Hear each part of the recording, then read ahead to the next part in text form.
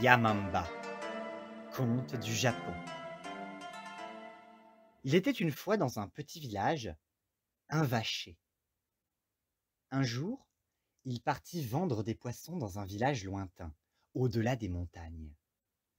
Il chargea les poissons, des morues séchées, dans un panier sur le dos de sa vache et se mit en route en chantant, commençant sa longue marche dans les montagnes.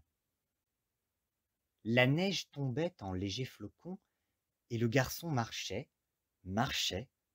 lorsqu'il entendit soudain une voix qui l'appelait. Ohé! Ohé! Le vacher se demandait qui cela pouvait bien être. Et en regardant dans la direction d'où venait la voix, il fut stupéfait. Une ogresse effrayante se dirigeait vers lui.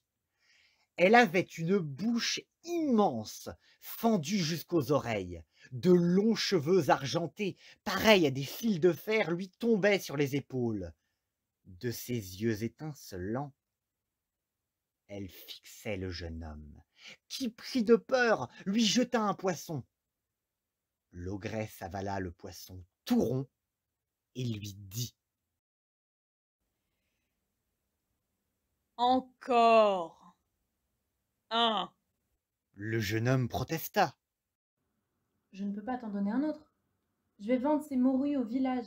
Mais il vit la bouche de l'ogresse, immense et rouge, et il se dit qu'il valait mieux céder. L'ogresse engloutit le poisson et lui ordonna: Encore un.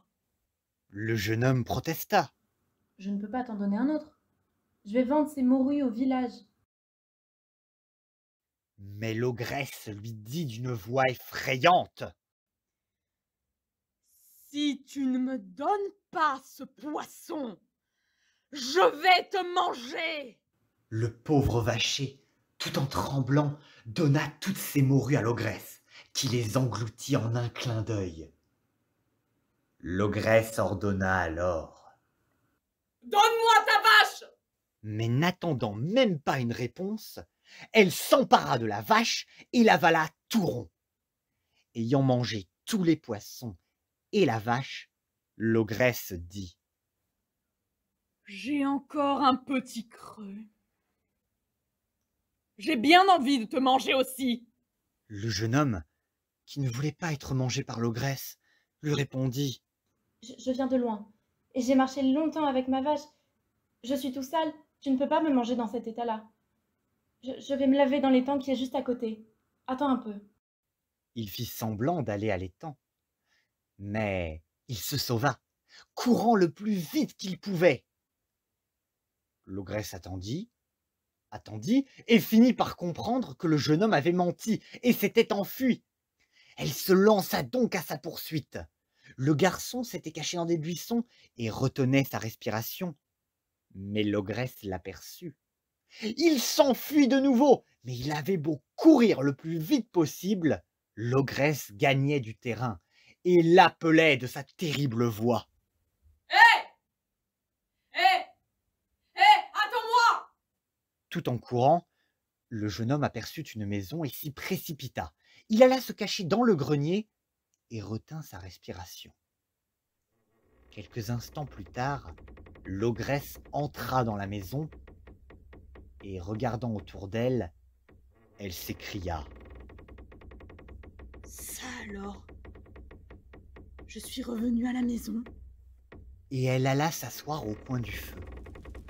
Le jeune homme, caché dans le grenier, en entendant ces mots, se mit à trembler de peur.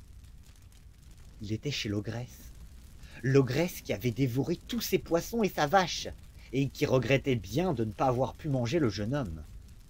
C'est alors que l'ogresse se dit à voix haute: Est-ce que je dors tout de suite? Ou est-ce que je fais griller des galettes de riz? Le jeune homme, d'une toute petite voix, lui dit: Des galettes de riz, des galettes. L'ogresse, en entendant ce murmure, répondit: Ah! Le dieu du feu veut des galettes de riz. Elle mit des galettes à griller sur le feu et attendit qu'elles soient prêtes. Mais elle s'endormit, et la bonne odeur de galettes montait jusqu'au grenier, et le jeune homme avait très faim. Voyant que l'ogresse s'était endormie, il piqua les galettes avec un long bâton qui se trouvait dans le grenier, les remonta et commença à les manger. L'ogresse se réveilla en entendant les craquements produits par les galettes croustillantes que le garçon mangeait, et elle s'écria: « Qui mange mes galettes? Ce sont des souris, c'est sûr. J'ai tellement peur des souris. Vite, vite, il faut que je me cache. Si je me cache dans le chaudron qui est en fonte, la souris ne pourra pas le grignoter. Je serai à l'abri. » L'ogresse entra donc dans le chaudron et tira le couvercle par-dessus. Le garçon descendit silencieusement du grenier et posa une grosse et lourde pierre sur le couvercle du chaudron, sous lequel il alluma ensuite le feu. À l'intérieur du chaudron, il commençait à faire une chaleur insupportable, et l'ogresse, n'y tenant plus, repoussa le couvercle en poussant un hurlement. À ce moment, de sa grande bouche fendue jusqu'aux oreilles, jaillirent les poissons et la vache qu'elle avait avalée tout rond. L'ogresse, brûlée sur tout le corps et affolée, s'enfuit en courant. Le jeune homme ramassa ses morues séchées, les chargea sur le dos de la vache et, en chantant, reprit son chemin à travers les montagnes pour aller au village vendre ses poissons.